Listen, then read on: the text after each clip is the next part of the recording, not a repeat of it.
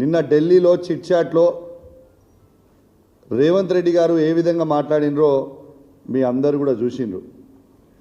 స్వయంగా ఒక ముఖ్యమంత్రి స్థాయిలో కూర్చొని ఫోన్ ట్యాపింగ్ చేయడం అనేది చాలా కామన్, అధికారులు ఫోన్ ట్యాపింగ్ చేస్తారు అని చెప్తా ఉన్నాడు. ఇన్ని రోజులు కేసీఆర్ గారి మీద, కేటీఆర్ గారి మీద, హరీష్ రావు గారి మీద బురద జల్లే ప్రయత్నం చేసిండు రేవంత్ రెడ్డి గారు అనేది స్వయంగా ఢిల్లీలో బట్ట బయలైపోయింది. ఆయన నోటితోనే ఆయన్నే చెప్పిండు. ఇవాళ రేవంత్ రెడ్డి గారు ఎంత దారుణమైన పరిస్థితిలో ఉన్నాడంటే, స్వయంగా ఒక ముఖ్యమంత్రి ఫోన్ ట్యాపింగ్ మేము చేస్తున్నాము అని చెప్తుండంటే దీని మీద ఎందుకు సిబిఐ ఎంక్వైరీ, ఈడీ ఎంక్వైరీ ఎందుకు వేయొద్దు అని నేను అడుగుతా ఉన్నాను. ఇవాళ నేను బీజేపీ వాళ్ళందరినీ కూడా ప్రశ్నిస్తూ ఉన్నాను. ఖచ్చితంగా బీజేపీ వాళ్ళు కూడా ఖచ్చితంగా ఇవాళ నిన్న రేవంత్ రెడ్డి గారు అన్న దాని మీద ఫోన్ ట్యాపింగ్ ఇష్యూలో ఖచ్చితంగా మీరు CBI case, ED case Revanth Reddy గారి మీద వేయాలి. దీని మీద ఖచ్చితంగా ఎంక్వైరీ చేయాలి. ఎందుకు చేయరు అని మేము అడుగుతూ ఉన్నాం. ఇవాళ ఒకటే ఆలోచన చేయండి. ఇలా రేవంత్ రెడ్డి గారు ఎంత దౌర్భాగ్యంగా ప్రవర్తిస్తూ ఉన్నాడంటే, ఫోన్ ట్యాపింగ్ చేస్తూ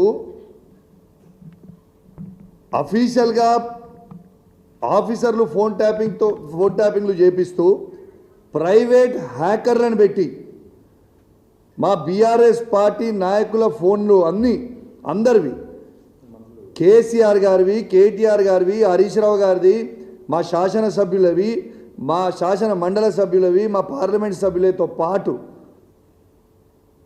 కాంగ్రెస్ పార్టీ మంత్రులవి, కాంగ్రెస్ పార్టీ శాసనసభ్యులవి, కాంగ్రెస్ పార్టీ ఎమ్మెల్సీలవి కూడా ఇలా బీజేపీ పార్టీ సంబంధించిన ఇద్దరు మంత్రులు కిషన్ రెడ్డి గారిది, బండి సంజయ్ గారిది, మరియు ఉన్న బీజేపీ పార్టీ ఎంపీలవి అందరివి కూడా ఇవాళ రేవంత్ రెడ్డి గారు ట్యాపింగ్ చేస్తున్నారని స్వయంగా ఆయననే ఒప్పుకున్నాడు నిన్న చిట్ చాట్లో. మరి దీని మీద కేసు ఎందుకు కావద్దు? ఖచ్చితంగా దీని మీద కేసు కావాలని నేను డిమాండ్ చేస్తూ ఉన్నాను. ఇవాళ ఎన్ని రోజులు అబద్ధాలు ఆడుతావా?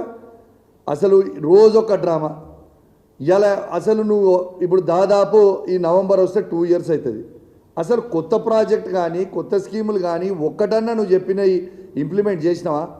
ఎంతసేపు ఒక డ్రామా చేయడం తప్పితే ఖచ్చితంగా రేవంత్ రెడ్డి గారి మీద ఎటు పరిస్థితిలో ఈడీ, సిబిఐ కేసు ఈ ఫోన్ ట్యాపింగ్ ఇష్యూలో పెట్టాలి.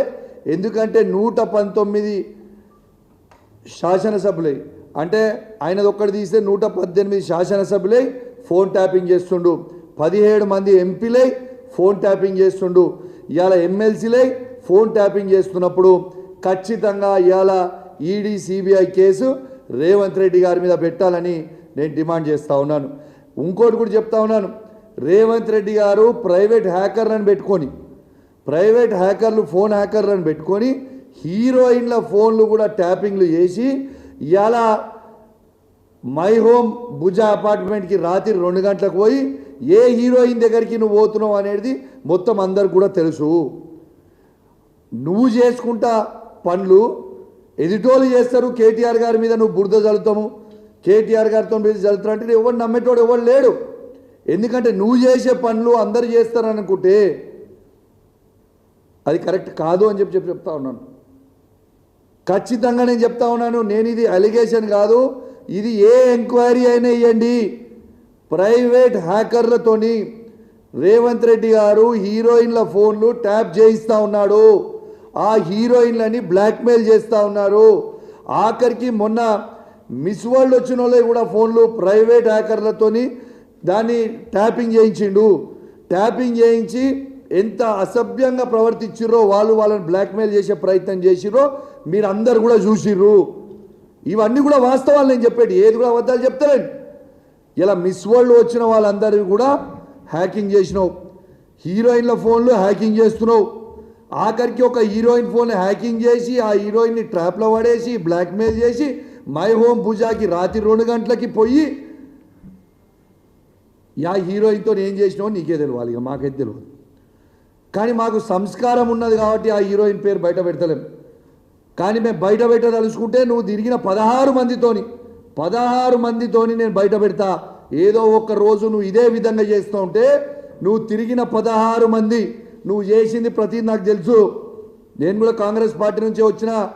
నువ్వు ఏమేం చేసినావు, ఎక్కడెక్కడ చేసినావు, జూబ్లీస్ లేడం అనుకున్నావు, దుబాయ్ లేడం అనుకున్నావు, ఢిల్లీ లేడం అనుకున్నావు, అన్నీ తెలుసు మాకు కూడా. నువ్వు చక్కగా రాజకీయం ముఖ్యమంత్రి లెక్క బిహేవ్ చేసి చక్కగా రాజకీయం చేస్తే చక్కగా మేము కూడా చేస్తాం. నీ నోటికి వచ్చినట్టు పర్సనల్ విషయాలు పర్సనల్గా ఉన్నా లేకున్నా ఉండది. మేము కేటీఆర్ గారి మీద బురద ఊస్తాం, మేము కేటీఆర్ గారి మీద బద్నాం చేస్తామంటే ఈడు ఊకునేటోడు ఎవడు లేడు. ఇవాళ కేటీఆర్ గారు కడిగిన ఆనముత్యంలాగా బయటికి వస్తాడు. ఇవాళ ప్రజలందరూ కూడా కేసీఆర్ గారు, కేటీఆర్ గారు, హరీష్ రావు గారు కావాలని కోరుకుంటా ఉన్నారు. నీ చిల్లర రాజకీయం వల్ల ప్రజలు కూడా ఫెడప్ అయిపోయారు. బంద్ చేయి. ఎన్ని రోజులు ఇదే పని చేస్తుంటావా? నేను మళ్ళీ చెప్తున్నా, ఇవాళ రేవంత్ రెడ్డి గారు ప్రతి యాక్ట్రెస్ కూడా చాలా జాగ్రత్తగా ఉండాలి. మీ ఫోన్ రేవంత్ రెడ్డి గారు హ్యాక్ చేస్తూ ఉన్నారు. బ్రోకర్లను మధ్యలో పెట్టి ఆ బ్రోకర్లతోని మళ్ళీ మీకు ఫోన్లు చేసి మిమ్మల్ని ఇబ్బంది పెట్టే ప్రయత్నం చేస్తూ ఉన్నారు. కానీ మీరు ఎవరు కూడా అధైర్యపడాల్సిన అవసరం లేదు. వాడు ఎంత చిల్లరగా చేసినా కూడా ఖచ్చితంగా మేము అండగా ఉంటాం మీకు ఇబ్బంది వస్తే. ఇంకోటి కూడా చెప్తా ఉన్నాను, మీరు ఈ పిటిషన్ చూడొచ్చు. Phone tapping phone tapping phone tapping అంటాడు. నేను December 5th రోజు బంజారాయిల్స్ పోలీస్ స్టేషన్లో నా ఫోన్ ట్యాపింగ్ అవుతుంది అని నేను పిటిషన్ ఇచ్చిన. ఇగోండి, ఇది రిసీవ్డ్ కాపీ. నా ఫోన్ ట్యాపింగ్ రేవంత్ రెడ్డి గారు, ఇంటెలిజెన్స్ ఐజీ అయిన శివధర్ రెడ్డి గారు ఇద్దరు కలిసి నా ఫోన్ ట్యాపింగ్ చేస్తున్నారు. ఖచ్చితంగా దీని మీద ఎంక్వైరీ చేయండి అని నేను December 5th నాడు నేను చేసిన పిటిషన్కి. ఇది ఆల్మోస్ట్ 7 months అవుతా ఉంది. ఇప్పటిదాకా ఎఫ్ఐఆర్ ఎందుకు బుక్ చేయలేదు? మీరు ఖచ్చితంగా నా ఫోన్ని హ్యాక్ చేస్తూ ఉన్నారు. నా సతీమణి ఫోన్ది కూడా రేవంత్ రెడ్డి గారు ఫోన్ హ్యాక్ చేస్తూ ఉన్నారు. దీనికి ఎవిడెన్స్గా ఎట్లా చెప్తా ఉన్నానంటే అది కూడా మీ అందరు కూడా తెలవాలని చెప్తా ఉన్నాను. మొన్న నన్ను అరెస్ట్ చేసిన రోజు మా కమ్యూనిటీకి వచ్చి సీసీ కెమెరాలు మొత్తం కూడా అన్యాయంగా చెక్ చేస్తూ ఉంటే ఇవాళ అక్కడ ఉన్న మేనేజర్ ఆ రోజు నేను కూడా లోకల్లో ఉన్నా, వాడు ఇంటికి రాకుండా చెక్ చేస్తూ ఉంటే అక్కడ ఉన్న మేనేజర్ నా సతీమణికి ఫోన్ చేసి ఆడ ఏం చేస్తున్నారో వీళ్ళు చెప్తా ఉంటే 2 నిమిషాల లోపలనే అక్కడికి వచ్చిన సిఐ ఆ మేనేజర్కి ఫోన్ చేసి నువ్వు మేడంకి ఎందుకు ఫోన్ చేస్తున్నావు, మేము ఇక్కడ ఏం చేస్తున్నామో ఎందుకు చెప్తున్నావు అని చెప్పిండు. మరి ఆయన నా వైఫ్కి ఫోన్ చేసింది ఈ పోలీసు వాళ్ళకి ఎట్లా తెలుసు? అంటే ఫోన్ హ్యాక్ చేస్తున్నట్టే కదా నా సతీమణిది. ఎంత దుర్మార్గుడు రేవంత్ రెడ్డి అంటే భార్యాభర్తలు మాట్లాడుకునేది కూడా దౌర్భాగ్యం. ఆయన భార్యాభర్తలు మాట్లాడుతుంటే ఆ మాటల్ని ఇంటా ఉన్న దౌర్భాగ్యుడు ఇలా రేవంత్ రెడ్డి గారు అని చెప్పక తప్పదని చెప్పి ఈ సందర్భంగా తెలియజేస్తూ ఉన్నాను. ఇలా నేను నా సతీమణి మాట్లాడుకునేది మొత్తం కూడా ఇంటా ఉంటే నేను ఇది ఎవిడెన్స్తో సహా చెప్తా ఉన్నాను. ఉట్టి నాదే కాదు, ఈవెన్ సంజయ్ గారు సతీమణిది, ఉన్న మా వివేక్ గారు సతీమణిది, మా శాసనసభ్యులు శాసన మండలి సభ్యులు వాళ్ళ భార్యలే కూడా ఫోన్ ట్యాపింగ్ చేస్తూ ఉన్నాడు రేవంత్ రెడ్డి. ప్రైవేట్ హ్యాకర్లను పెట్టి మరి హ్యాక్ చేస్తూ ఉన్నాడు. ఇది ఎంతవరకు కరెక్ట్ అని చెప్పి మేము అడుగుతా ఉన్నాం. Is this right? అసలు ఒక ప్రైవసీని నువ్వు ఫోన్లు మాట్లాడితే నువ్వు వినడం ఏంటిది? ఇంకో ఎవిడెన్స్ కూడా చెప్తా ఉన్నా మీకు. ఇలా నిన్న కాక మొన్న 2 మంత్రులు మాట్లాడుకున్న మాటలు, ఆ 2 మంత్రులు ఫోన్లో మాట్లాడుకొని వాళ్ళు ఈయనని ఎన్ని రోజులు మనం భరించాలి, వాళ్ళన్న ఆ మంత్రులు మాట్లాడుకున్న సంభాషణ ఏంటంటే ఈ పొట్టోన్ని మేము ఎన్ని రోజులు భరించాలి, ఎన్ని రోజులు భరిద్దాము అని వాళ్ళిద్దరు మాట్లాడుకున్న చర్చని నెక్స్ట్ డే రోజు ఆ మంత్రిలో ఫోన్ కూడా ట్యాపింగ్ చేస్తున్న ఇంత తర్వాత ఇంటెలిజెన్స్ రిపోర్ట్ ముఖ్యమంత్రి గారికి పోయిన తర్వాత ఇంకొక మంత్రి ఇంటికి పంపించి ఆ మంత్రిని ఇంటికి పిలిపించి నేను ఏం చేసినా నా తప్పేమున్నది, మీరు ఎందుకు చేస్తున్నారు ఇట్లా, నన్ను ఎందుకు భరించాలని అంటున్నా అన్నది రేవంత్ రెడ్డి పిలిపించి మళ్ళా ఆ మంత్రిని ఇంకొక మంత్రితో పంపించి ఆ మంత్రిని పిలిపించి సీఎం ఆఫీస్ ఆయన ఇంటికి తీసుకుపోయి వాళ్ళు సీఎం ఆఫీస్లో ఏం మాట్లాడతారు? నేను చేయలేను నువ్వు మాట్లాడేదంటే, మిస్టర్ మినిస్టర్ నా పని ఏముంది?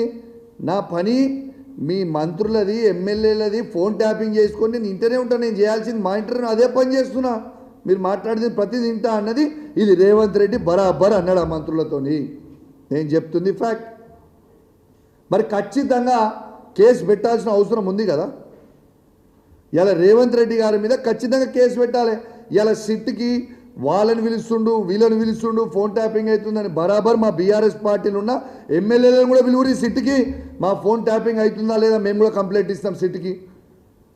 నువ్వు నీతివంతునివి నిజాయితీవంతునివి అయితే మేము ఇచ్చిన పిటిషన్కి పోలీస్ వాళ్ళు ఎందుకు ఎఫ్ఐఆర్ బుక్ చేస్తలేరు? మరి ఇప్పటిదాకా ఎందుకు ఎంక్వైరీ చేస్తలేరు? మా నాయకుల మీద మాత్రం పిటిషన్ ఇస్తే ఒక్క నిమిషంలో బుక్ చేస్తారు కేసులు. నేను ఒక బాధ్యత కలగా శాసనసభ్యునిగా పిటిషన్ ఇస్తే ఏళ్ళ దాకా మీరు కేసు ఎందుకు బుక్ చేయలే? దీనికి జవాబు చెప్పండి.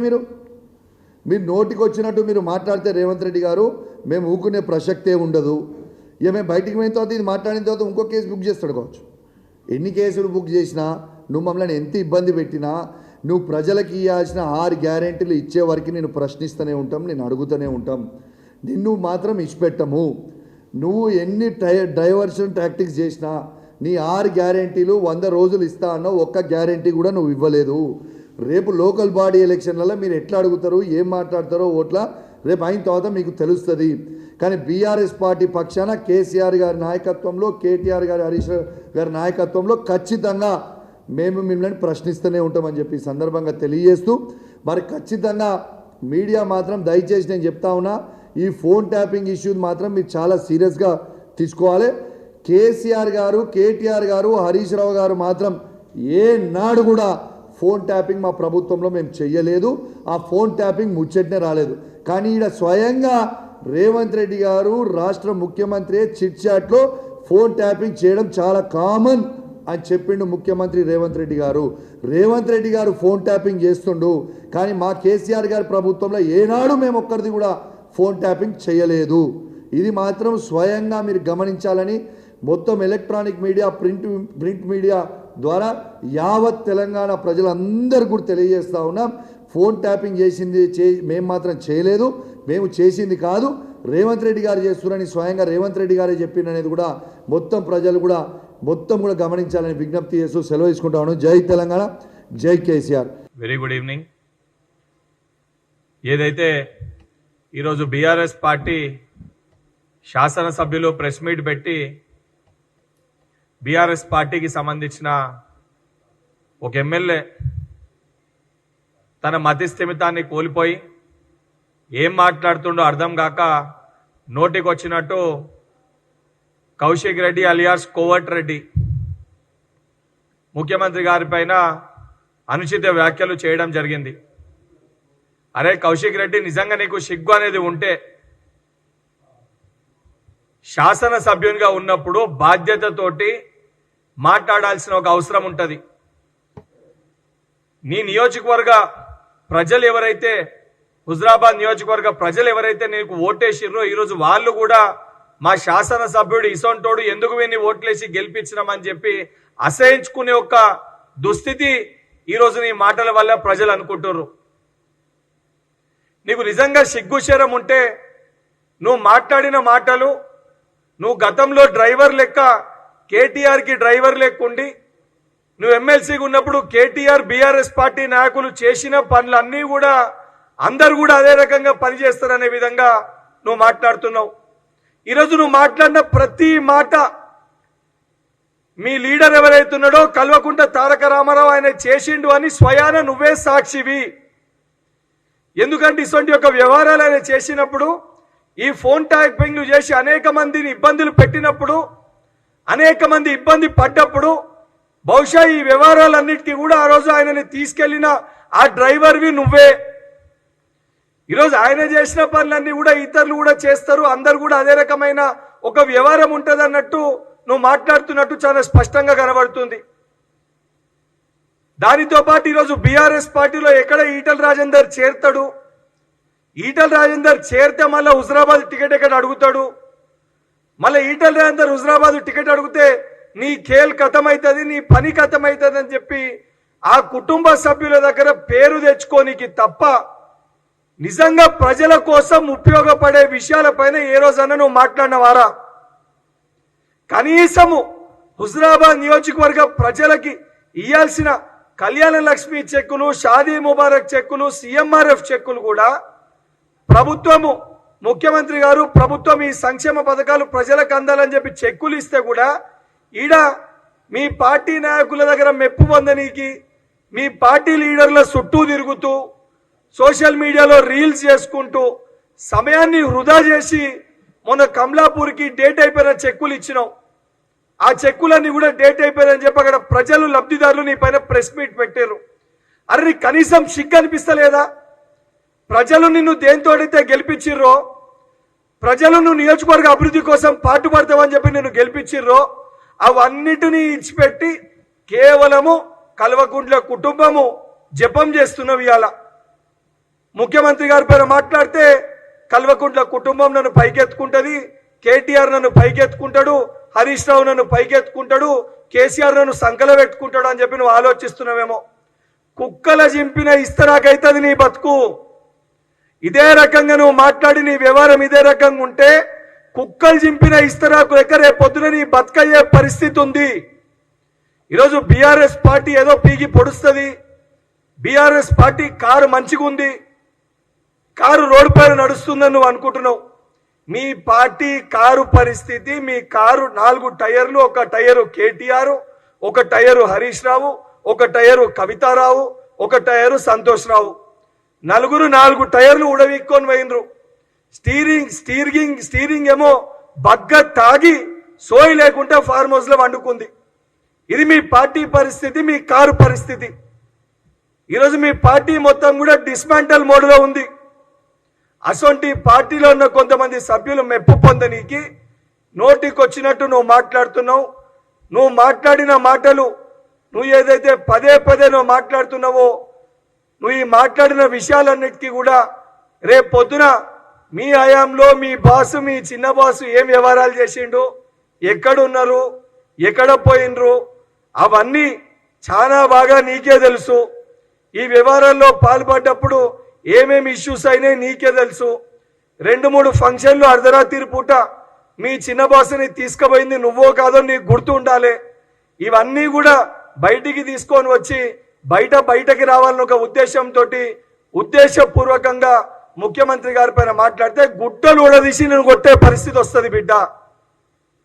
నిజంగా నీకు చిత్తశుద్ధి ఉంటే, బాధ్యతనే ఉంటే నువ్వు పెట్టిన ఏ ప్రెస్ మీట్లోనన్నా నిన్ను గెలిపించిన హుజరాబాద్ నియోజకవర్గ ప్రజల సమస్యల పైన మాట్లాడిన వారా నువ్వు? ఏ రోజన్నా అక్కడ ఇష్యూస్ పైన మాట్లాడిన వారా నువ్వు? అక్కడ ప్రజలు ఇబ్బంది పడుతున్న విషయాలపైన మాట్లాడిన వారా నువ్వు? నియోజకవర్గాన్ని ఏమో అట్టగేసినావు, ప్రజల్ని ఏమో పట్టించుకుంటలేవు. మొత్తం కూడా ఈ కుటుంబాన్ని జోకే ఒక పని పెట్టుకున్నావు. మళ్ళా చెప్తున్నా, ఆ కుటుంబాన్ని జోకినా లేదా ఆ కుటుంబాన్ని జోకకపోతే రేపు పొద్దున ఈటల రాజేందర్ బీఆర్ఎస్ పార్టీలో వస్తే నీ ఖేల్ ఖతమవుతుందని చెప్పి నోటికి వచ్చినట్టు నీ యొక్క అస్తిత్వాన్ని కాపాడుకోనీకి ఇష్టం వచ్చినట్టు నువ్వు ఆరోపణలు చేస్తున్నావు. సమయం ఆసన్నమైంది. బీఆర్ఎస్ పార్టీ కార్యకర్తలకు కూడా నేను విజ్ఞప్తి చేస్తున్నా, ఈ పిచ్చి కుక్కని తక్షణమే తీసుకుపోయి ఎర్రగడ్డలు మీరు అడ్మిట్ చేయకపోతే, ఈ పిచ్చి కుక్కని మీరు ఎర్రగడ్డలు అడ్మిట్ చేయకపోతే రేపు పొద్దున ఈ పిచ్చి కుక్క మిమ్మల్నే కరుస్తుంది. ఈ పిచ్చి కుక్క మిమ్మల్ని కరిసే పరిస్థితి కూడా తొందరలోనే వస్తుంది. వీడు రేపు పొద్దున మీ దగ్గర కూడా ఉండే పరిస్థితి ఉండదు. వీడొక దొంగ. వీడు గతంలో కూడా కాంగ్రెస్ పార్టీలో ఉండి కాంగ్రెస్ పార్టీ నాయకులు వీనికి భిక్ష పెడితే ఇక్కడ విషయాల్ని బీఆర్ఎస్ పార్టీ నాయకులకి చెప్పి ఏదైతే రాజకీయంగా దాన్ని వాడుకొని బీఆర్ఎస్ పార్టీ లబ్ధి చేకూర్చిందని చెప్పి దానికి ఏదైతే రివార్డ్గా వీనికి ఎమ్మెల్సీ పదవి ఇచ్చి తర్వాత ఎమ్మెల్యే టికెట్ ఇచ్చారు. ఇది వీరి చరిత్ర. ఈరోజు అదే వ్యవహారము బీఆర్ఎస్ పార్టీలో ఉండి కూడా బీజేపీ పార్టీకి విషయాలు పంపే పరిస్థితి ఉంటుంది. రేపు పొద్దున నిజంగా పరిస్థితులు ఉండి ఈటల రాజేందర్ గారు బీఆర్ఎస్ పార్టీలో చేరితే వీడు పోయి బీజేపీ పార్టీలో చేరుతాడు. ఎందుకంటే ఈ దొంగని మా పార్టీలో తీసుకునే పరిస్థితి ఉండదు. ఇటువంటి ఒక పిచ్చి ముదిరిన వ్యక్తిని ఎర్రగడ్డలు అడ్మిట్ చేయకపోతే రేపు పొద్దున సమాజానికి కూడా మంచిది కాదు. బిడ్డ కౌశిక్ రెడ్డి, మళ్ళా చెప్తున్నా, ఏదైతే నువ్వు మాట్లాడిన మాటలకి బహిరంగ క్షమాపణ చెప్పకపోతే 100% నీ ఈపు బట్టలు కొట్టే పరిస్థితి వస్తుంది. నిన్ను గుడ్డలు ఉడదీసి ఉరికిచ్చే పరిస్థితి రేపు పొద్దున బాధ్యత హుజరాబాద్ నియోజకవర్గ ప్రజలు తీసుకుంటారని చెప్పి కౌశిక్ రెడ్డిని హెచ్చరిస్తున్నా.